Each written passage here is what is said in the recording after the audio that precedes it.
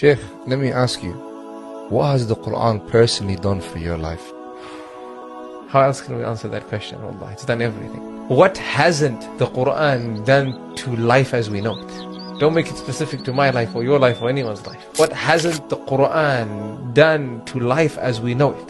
The Quran touched an angel, and he's known as the greatest angel. And it touched a messenger, and he's known as the greatest messenger. It touched a language, it's known as the greatest language. It touched a night, and it's known as the greatest night, a night that is better than 1,000 months.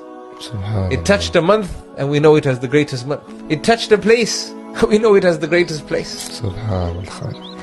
Everything it touches, it makes it the best. It touched an ummah, and Allah revealed, "Kuntum khayra ummatin ukhrijat linnas." You are the best of all nations. The ummah that received this Quran, they became the best of all nations. So the question should be, what has the Quran done to life as we know it? And the answer would be, what hasn't it done? It's brought a realization to everything that it can be far greater than the moment that that thing is in. That's what the Quran does for us. It makes us see beyond who we are. It makes us see us for the potential that we have, what we can be.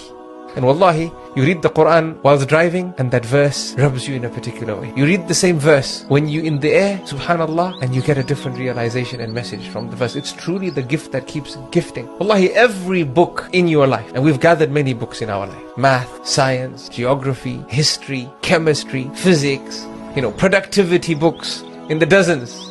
How to set a vision and a mission, and this guru and that guru. There's books that we gather, subhanallah. But every book comes into our life, and we read it, and we're done with it. At the end, it either sits on a shelf because we just like to look at it, or we give it to someone else to read, or we sell it, the second-hand market, or we throw it away. Every book, think about every book that's come across your hand, your table, in your life.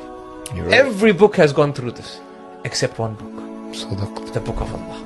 You read it, and you start reading it again, never feeling like you've read it, knowing that you're going to learn from it something that you didn't learn in your last reading. You never ever feel like you've read it. It's truly the gift that keeps gifting. So every book comes and goes, illa kitabullah, except the book of Allah subhanahu wa ta'ala. It's before every book and above every book. We can go on. As the Sahaba described the Quran, it's the straight path.